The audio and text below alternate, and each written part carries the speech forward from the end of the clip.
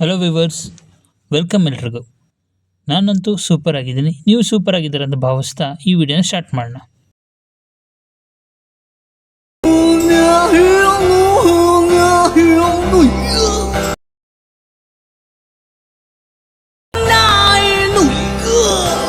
ಆ ತಗಡ್ ಮೂವಿ ಬಗ್ಗೆ ನೆಕ್ಸ್ಟ್ ನಾನು ಬರ್ತೀನಿ.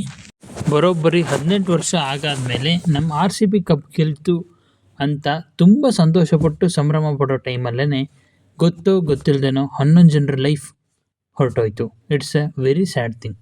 ಬನ್ನಿ ನಮ್ಮ ವಿಡಿಯೋನ ಸ್ಟಾರ್ಟ್ ಮಾಡೋಣ. ತಗ್ ಲೈಫ್, ಆ್ಯಕ್ಚುಲಿ ಇದು ತಗ್ ಲೈಫ್ ಅಲ್ಲ, ತಗಡ್ ಲೈಫ್ ಆ ಥರ ಇದೆ. ಇಂಡಿಯಾದ ಗ್ರೇಟೆಸ್ಟ್ ಆ್ಯಕ್ಟರ್ ಅಂತ ಹೆಸರು ತಗೊಂಡಿರೋ ಕಮಲ್ ಹಾಸನ್ ಅವರು, ಇಂಡಿಯಾದ ಗ್ರೇಟೆಸ್ಟ್ ಡೈರೆಕ್ಟರ್ ಅಂತ ಹೆಸರು ತಗೊಂಡಿರೋ ಮಣಿರತ್ನಂ, ಇಂಡಿಯಾದ ಗ್ರೇಟೆಸ್ಟ್ ಮ್ಯೂಸಿಕ್ ಡೈರೆಕ್ಟರ್ ಅಂತ ಹೆಸರು ತಗೊಂಡಿರೋ AR ರೆಹಮಾನ್, ಈ ಎಲ್ಲ greatest of all times people ಸೇರಿಕೊಂಡು ಮಾಡಿರೋ one of the worstest shit movie ಅಂತಂದ್ರೆ ಈ ತಗ್ ಲೈಫ್. ರೀಸೆಂಟ್ ಟೈಮಲ್ಲಿ ಯಾಕೋ ಗೊತ್ತಿಲ್ಲ, ಮಣಿರತ್ನಂ ಅವ್ರ ಮೂವೀಸ್ ಅಂದ್ರೇ ಬ್ಯಾಕ್ ಟು ಬ್ಯಾಕ್ ಆ್ಯಾವ್ರೇಜ್ ಇಲ್ಲ ಫ್ಲಾಪ್ಸ್ ಆಗ್ತಾ ಇದೆ. ಮೂವಿ ಪರ್ಫಾರ್ಮೆನ್ಸ್ ವೈಸ್ ಬಂದರೆ ಎಲ್ಲ ಆ್ಯಕ್ಟರ್ಸ್ ಚೆನ್ನಾಗಿ ಮಾಡಿದ್ದಾರೆ. ಎಸ್ಪೆಷಲಿ AR ರೆಹಮಾನ್ ಅಂತೂ ಈ ಮೂವಿಯ ಸೋಲ್. ಅಷ್ಟು ಜನ ಹಾಕಿರೋ ಎಫರ್ಟ್ನ 1 ನಿಮಿಷದಲ್ಲಿ ಮಂಗಮಾಯ ಮಾಡಿದಂತಹ ವ್ಯಕ್ತಿನೇ ಸ್ಕ್ರಿಪ್ಟ್ ರೈಟರ್ ಕಮಲ್ ಹಾಸನ್. ತ್ರಿಷಾ ಅವರಂತೂ ಈ ಮೂವಿಲಿ ಮಾಡಿರೋ ಆ್ಯಕ್ಟಿಂಗು ಕ್ಯಾರೆಕ್ಟರು ಎರಡು ವರ್ಸ್ಟೆಸ್ಟ್ ಅಂತ ನಾನು ಹೇಳ್ತೀನಿ.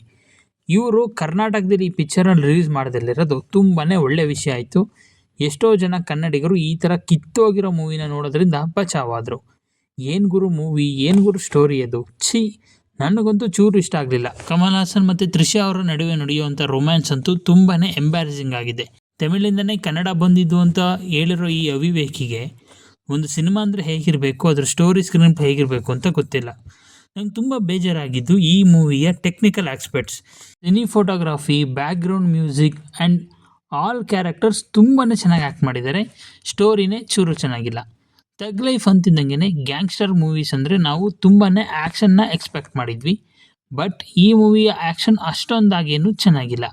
ತ್ರಿಷಾ ಅವರ ಕ್ಯಾರೆಕ್ಟರ್ ಆ್ಯಸ್ ಯೂಶುವಲ್ ಹೇಳ್ದಾಗೆ ನೀವು ಸ್ಕ್ರೀನ್ ಮೇಲೆ ನೋಡೋ ಅಷ್ಟು ಟೈಮು ಒಂಥರ ಇರಿಟೇಟಿಂಗ್ ಆಗುತ್ತೆ, ಬಿಟ್ಟರೆ ಅವ್ರಿಗೆ ಅಂತ ಒಂದು ಇಂಪಾರ್ಟೆನ್ಸ್ ಇಲ್ಲ, ಒಂದು ರೆಸ್ಪೆಕ್ಟ್ ಅಂತೂ ಇಲ್ಲವೇ ಇಲ್ಲ ಈ ಮೂವಿಯ ಕ್ಯಾರೆಕ್ಟರಲ್ಲಿ. ಅದನ್ನು ಹೊರತುಪಡಿಸಿದ್ರೆ ಎಲ್ಲ ಆ್ಯಕ್ಟರು ಅವ್ರಿಗೆ ಕೊಟ್ಟಿರೋ ರೋಲ್ನಲ್ಲಿ ತುಂಬಾ ಚೆನ್ನಾಗಿ ಆ್ಯಕ್ಟ್ ಮಾಡಿದ್ದಾರೆ. ನನ್ನ ಫೇವ್ರೆಟ್ ಹೀರೋ ಆಗಿರೋಂಥ ಸಿಂಬು ಕೂಡ ಈ ಮೂವಿಲಿ ಹೀರೋಯಿಕ್ ಶೇಡ್ ಆ್ಯಂಡ್ ವಿಲನಿಕ್ ಶೇಡ್ ಎರಡರಲ್ಲೂ ತುಂಬಾ ಚೆನ್ನಾಗಿ ಆ್ಯಕ್ಟ್ ಮಾಡಿದ್ದಾರೆ. ನಿಜ ಹೇಳಬೇಕು ಅಂದರೆ ಈ ಸ್ಟೋರಿ ತುಂಬಾ ಹಳೇದು. 1980s ಟೈಮಲ್ಲಿ ಬಂದಿದ್ದಿದ್ರೆ ಮೇ ಬಿ ಹಿಟ್ ಆಗ್ತಾ ಇತ್ತೇನೋ. ಈ ಮೂವಿಯ ಎಕ್ಸ್ಪೆಕ್ಟೇಷನ್ ಡಬಲ್ ಆಗಿದ್ದು, ಅದ್ರ ಜೊತೆಗೆ ಇವ್ರು ಮಾಡೋಂಥ ಪ್ರಮೋಷನ್ ಕೂಡ ತುಂಬ ಚೆನ್ನಾಗಿತ್ತು. ಆದರೆ ಮೂವಿನೇ ಚೂರು ಚೆನ್ನಾಗಿರಲಿಲ್ಲ. ನಾನು ಈ ಮೂವಿನ ನೋಡ್ತಾ ಇರಲಿಲ್ಲ, ಬಟ್ ಕನ್ನಡಿಗರ ಬಗ್ಗೆನೇ ಮಾತಾಡೋ ಯೋಗ್ಯತೆ ಇರೋವಂತಹ ಇವ್ರಿಗೆ ಎಂಥ ಮೂವಿ ಮಾಡಿದ್ದಾರೆ ನೋಡೋಣ ಅಂತ ನೋಡಿದೆ. ವರ್ಸ್ಟಲ್ಲೇ ವರ್ಸ್ಟೆಸ್ಟ್. ಏನೋ ಸ್ಟೇಟ್ಮೆಂಟ್ ಕೊಟ್ಟಿದ್ದಾರಲ್ಲ, ನಾನು ಕರ್ನಾಟಕದಲ್ಲಿ ನನ್ನ ಮೂವಿನ ರಿಲೀಸ್ ಮಾಡಲ್ಲ ಅಂತ. ಬೇಕಾಗಿಲ್ಲ ಕಣಪ್ಪ, ನೀನು ಈ ಥರ ಕಿತ್ತೋಗಿರೋ ಮೂವಿಗಳನ್ನೇ ಮಾಡ್ತೀಯ ಅಂದರೆ ಇನ್ನು ಲೈಫಲ್ಲೇ ಯಾವ ಕನ್ನಡಿಗರು ನಿನ್ನ ಮೂವಿನ ನೋಡೋದು ಇಲ್ಲ, ನಿನ್ನ ಕರ್ನಾಟಕದಲ್ಲಿ ರಿಲೀಸು ಮಾಡಬೇಡ, ನಿನಗೊಂದು ದೊಡ್ಡ ನಮಸ್ಕಾರ ಅನ್ನೋ ಥರ ಇತ್ತು ಈ ಮೂವಿಯ ಎಫೆಕ್ಟ್. ಇದಾಗಿತ್ತು ನನ್ನ ಒಪಿನಿಯನ್. ನಿಮ್ಮ ಒಪಿನಿಯನ್ನ ದಯವಿಟ್ಟು ಕಮೆಂಟ್ ಮೂಲಕ ತಿಳಿಸಿ. ನಮ್ಮ ಚಾನಲ್ನ ಲೈಕ್, ಶೇರ್, ಸಬ್ಸ್ಕ್ರೈಬ್ ಮಾಡಿ. ನಿಮಗೋಸ್ಕರ ಒಂದು ಒಳ್ಳೆ ಕಂಟೆಂಟ್ನ ನೆಕ್ಸ್ಟ್ ವೀಕಿಂದ ಸ್ಟಾರ್ಟ್ ಮಾಡ್ತಾಯಿದ್ದೀನಿ. Thank you.